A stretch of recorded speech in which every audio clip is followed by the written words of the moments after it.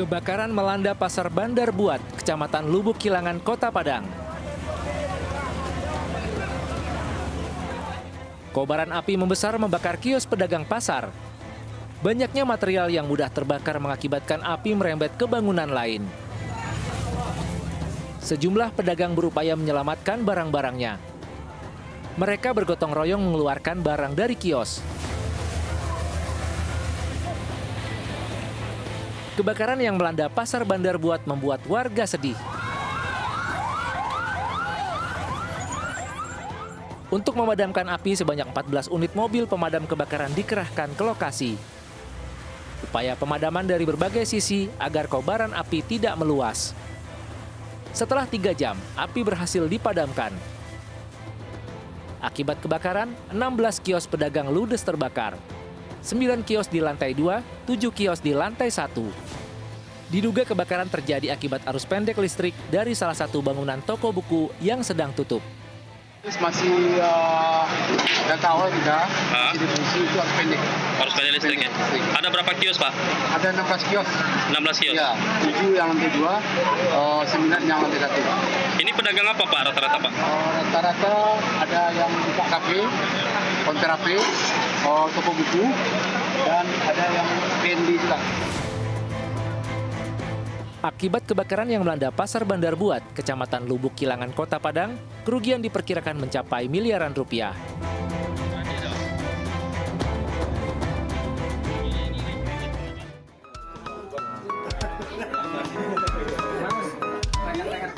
Induk sapi perah milik Irwanto, warga Kelurahan Satrean, Kecamatan Kanigoro, Kabupaten Blitar, bertahan di dasar sebuah septic tank yang lokasinya berdekatan dengan kandang.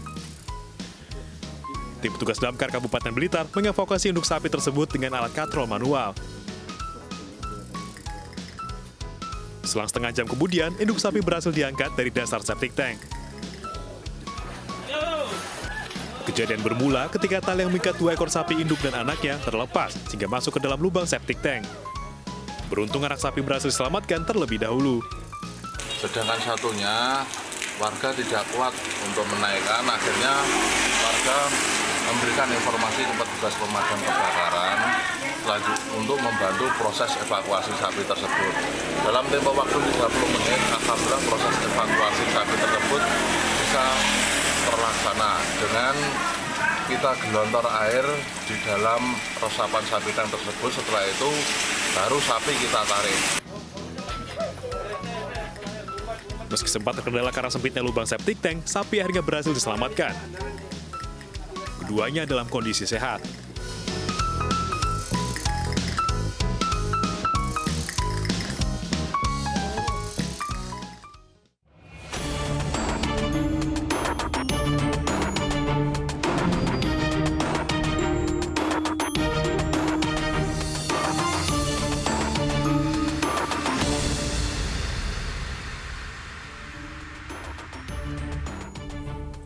Pemirsa, 2 bulan jelang pernikahan, calon pengantin di Kelurahan Bagandeli, Kecamatan Medan Belawan, Medan, tewas mengenaskan.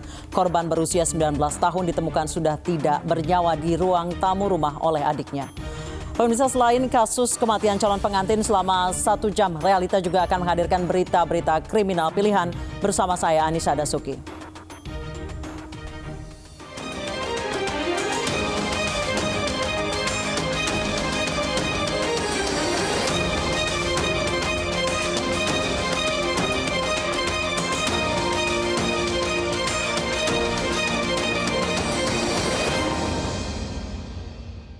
Dua bulan lagi akan menikah, seorang gadis 19 tahun di Medan, Sumatera Utara ditemukan tewas di rumahnya. Sejumlah barang berharga milik korban hilang. Belum diketahui penyebab kematian, namun saat ditemukan celana korban dalam posisi melorot.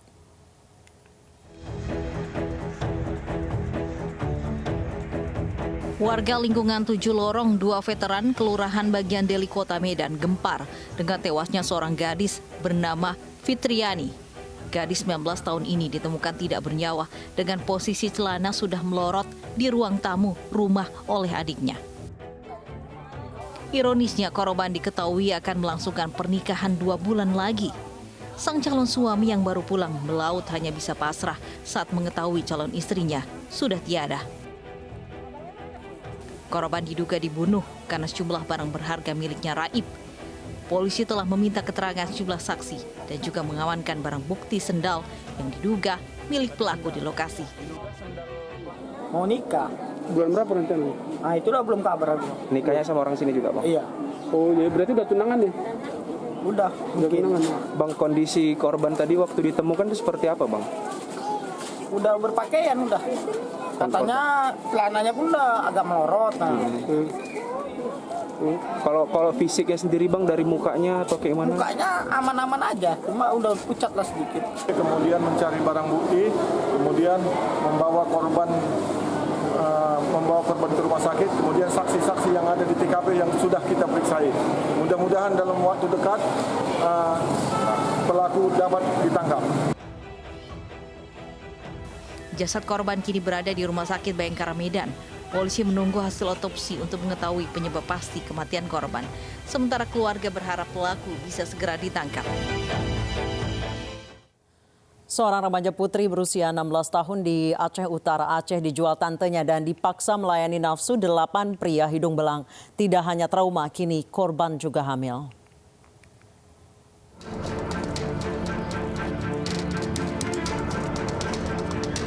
Inilah 8 pria hidung belang dan 1 wanita menjadi mucikari saat digelandang ke Polres Aceh Utara. Ke-9 orang ini dilaporkan terkait pemerkosaan dan penjualan anak perempuan di bawah umur, di mana korban kini berbadan 2 dan trauma. Ironisnya korban yang dititipkan ke ayahnya, ke tante ternyata dijual dan dipaksa melayani pria hidung belang dengan bayaran 50 hingga 200 ribu rupiah. Kasus ini terungkap setelah ayah korban yang bekerja di luar kota mendengarkan pengakuan anak gadisnya yang masih berusia 16 tahun tersebut. Memang mucikari ini dalam arti kata kita lihat sebagai penyedia memang anak di bawah umur dan memang sekaligus fasilitator untuk mencari memang konsumen dalam arti kata lelaki hidung belang. Untuk pasal perdagangan sendiri? Untuk pasal perdagangan sendiri masih kami dalamin, ya nanti kita juga koordinasi komunikasi juga dengan pimpinan di Polda untuk memang kasusnya dalam arti kata kita masukkan atau tidak. Intinya kita mencari memang hukum yang memang seberat-beratnya. Para pelaku kini mendekam di sel tahanan Polres Aceh Utara untuk mempertanggungjawabkan perbuatannya. Kesembilannya dijerat Konun Aceh tentang hukum jinayat dengan ancaman hukuman maksimal 200 bulan penjara. Seorang remaja di Cirebon dicabuli 4 pemuda yang ia kenal lewat media sosial. Sebelum dicabuli, korban terlebih dahulu dipaksa meminum miras hingga tidak sadarkan diri.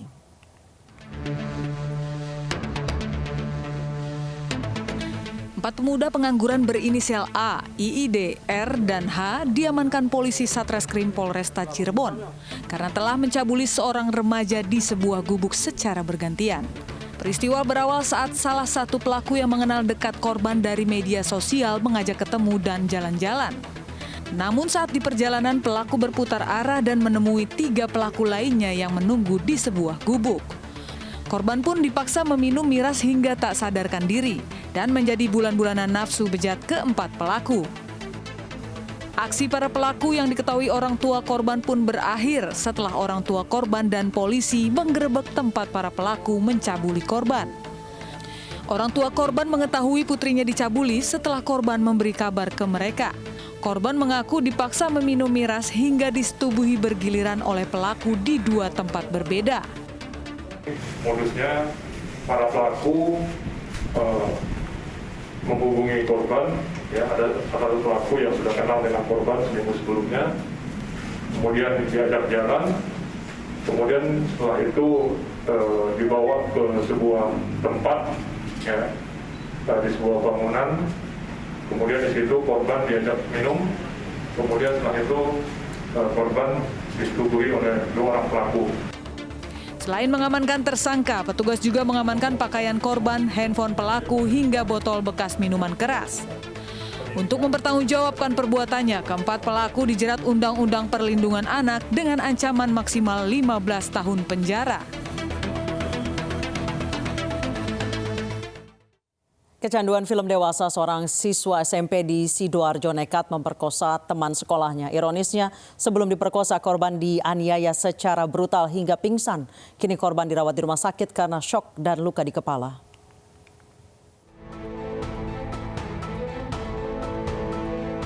Aparat Polres Sidoarjo menemui siswi SMP usia 15 tahun, korban pemerkosaan yang dirawat intensif di RSUD Sidoarjo. Kondisi korban syok karena trauma dan terluka di bagian kepala. Ironisnya, pelaku ternyata merupakan teman sekolah korban yang juga berusia 15 tahun. Pelaku mengaku kecanduan menonton film porno di dunia maya. Pemerkosaan ini berawal saat pelaku yang baru saja menyaksikan film dewasa di ponselnya bertemu korban yang sedang jalan sendirian. Karena pengaruh adegan di film yang ditontonnya, pelaku tergoda untuk mencoba hal serupa.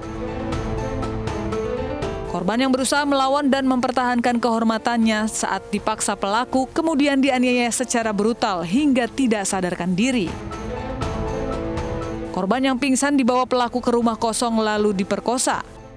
Korban yang ditinggal sendirian menceritakan ke orang tuanya lalu melapor ke polisi. Pelaku pengaruh daripada film-film video porno, pengaruh dari itu, kemudian melihat korban, kemudian ya terjadilah hal tersebut. Sempat ada kekerasan dan ya? Ya. Sempat ada kekerasan? Ya, kekerasan karena korban dipukul dengan menggunakan genteng. Sementara itu, polisi memastikan pelaku berinisial FAR yang masih di bawah umur ini tetap ditahan dan diperiksa dengan sistem peradilan anak. Untuk pelaku yang masih di bawah umur, kita juga terapkan SPPA, yaitu Sistem Peradilan Pidana Anak, di mana untuk proses penahanannya itu 15 hari. Kemarin kami juga sudah melakukan konseling, ya, memang sesuai dengan pengakuannya, baru pertama kali ia melakukan kejadian tersebut. Dan pemicu dari kejadian itu karena dia sering menonton film porno yang dia buka di salah satu situs internet. Dari hasil pengembangan, polisi mengumpulkan sejumlah barang bukti diantaranya baju milik korban dan pelaku, serta potongan genteng yang digunakan pelaku menganiaya korban sebelum diperkosa. Selain itu, di ponsel pelaku juga ditemukan sejumlah film dewasa. Siswa SMP ini terancam dijerat Undang-Undang Perlindungan Anak dengan ancaman hukuman maksimal 15 tahun penjara. Seorang pegawai honorer di Kelurahan Jombang, Tangerang Selatan, Banten dipecat setelah dilaporkan atas dugaan pemerkosaan 3 siswi SMK. Para korbannya dilecehkan saat melaksanakan praktik kerja lapangan di tempat pelaku bekerja.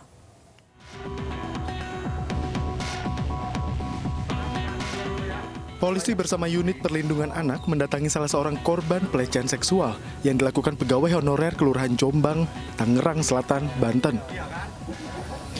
Keterangan sementara sebanyak 3 siswi diruda paksa pelaku saat melakukan praktik kerja lapangan. Pelaku pun menjalani pemeriksaan di Polres Tangerang Selatan. Pelaku terancam pasal tentang perlindungan anak dengan ancaman hukuman paling lama 15 tahun penjara. Kita tunggu hasil pemeriksaannya untuk pastinya, karena kita harus bicara fakta hukumnya seperti apa. Saksi yang diperiksa berapa? Saksi Pak yang sudah diperiksa? Korban sementara 3 ya. Saksi? Nanti ada dari guru pendamping sama yang P2 TP2. Sementara itu, pemerintah Tangerang Selatan telah memecat oknum pegawai honorer di Kelurahan Jombang.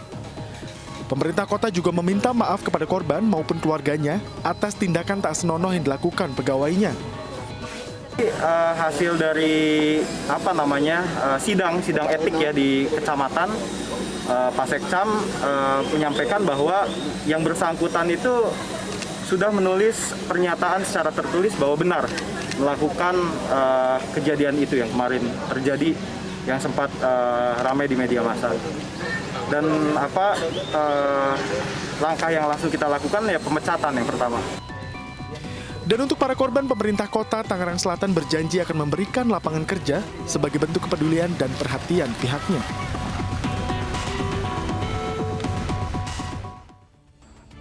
Menyimpan dendam karena sering ditindas, 4 pemuda di Makassar mengeroyok temannya sendiri hingga tewas. Selengkapnya sesaat lagi, tetap bersama Realita.